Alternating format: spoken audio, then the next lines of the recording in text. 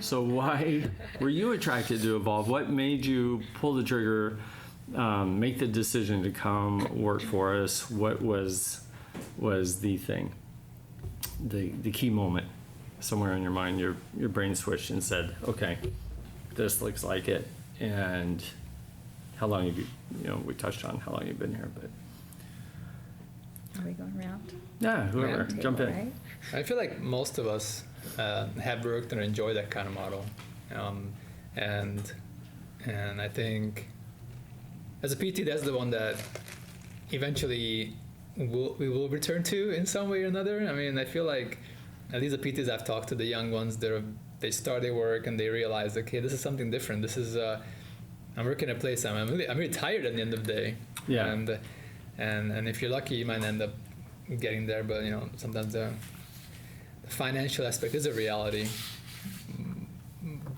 But working at a private practice all my outpatient career, and then having entrenched in a more corporate and seeing that end of the spectrum, which is very stimulating as an experienced therapist, and you're running around and treating and jumping from patient to patient, but it's very tiring. And also I knew the frustration will come at some point, but you just know that you want to spend more time with the person, and you just don't have it because there's other person coming next, or his schedule is going to get really busy. So I think that model is, at the end of the day, when you ask yourself some hard questions, is, okay, I don't like this model that much. The patient doesn't really like that model that much. So why are we doing it that way? And that's when I, had my little corporate break, and it was great, and I learned some things. But you kind of want to return to that. At least I did. But that is the model that allows you to spend time with people. And that's the one thing that, you can be, let's call it, really good or really efficient at what you do, but sometimes the time you cannot replace with actual time. Even if you know what you need to do, sometimes the patient needs the extra time for you to get to know them and establish things, the relationship with them, therapeutic relationship. So I think that's the biggest one, I think, in the one-on-one model, is you cannot, some people can learn things in 30 minutes or whatever. However many minutes. So I think that's the biggest one, to boil it down, is the one-on-one. The one-on-one time. One-on-one and the quality time. Yeah. Mm-hmm. Yeah, similar for me. My first job out of school was double booking, and I was going home at night thinking, I worked so hard to be a PT, and now I don't want to go to work anymore. And it was sad, honestly. I was like, this sucks. Did you know different?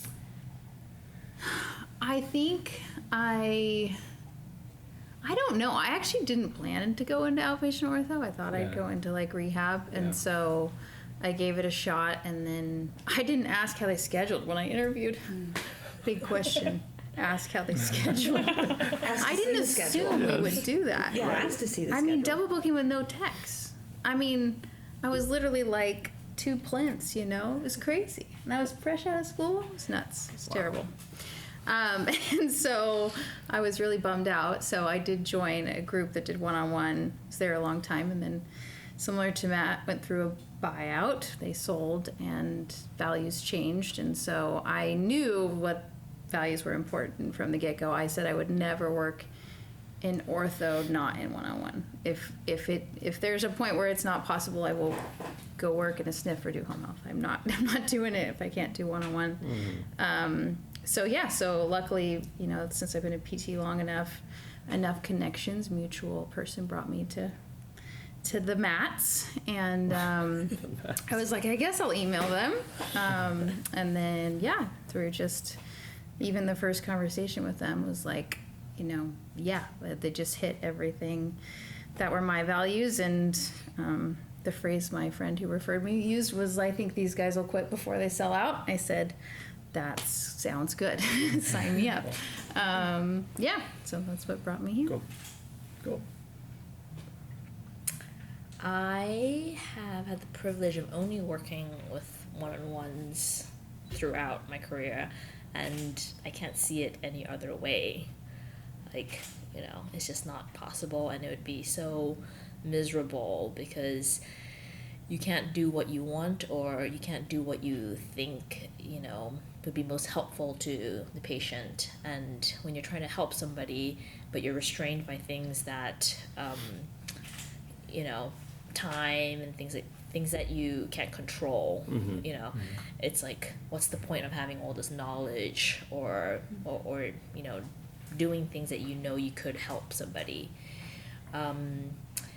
When I joined Evolve, I was in New York, and I actually flew out here to interview.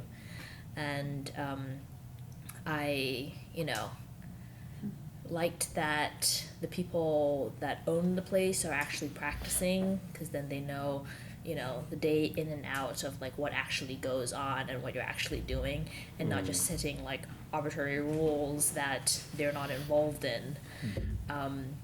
But also I could feel when talking to the Mats, like, they were passionate about it. They actually care about the community, care about people that, want to get people better.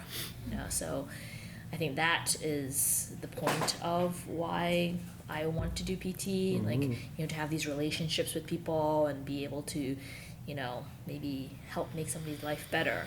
And so, they kind of have set up the stage for us to be able to do that. Cool. So, yeah, and so I interviewed, and it was, kind of just worked out with like the opening of the New Bethany clinic. But I think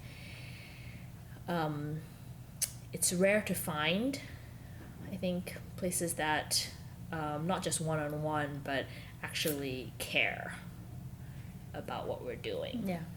I would say Yeah. that was probably Yeah. the change from my last company who did one-on-one, but the heart wasn't there anymore Yeah. in the like actual business, right? Like, Well, yeah, and that's what led me to Evolve was the main reason I applied was because Evolve was a small business.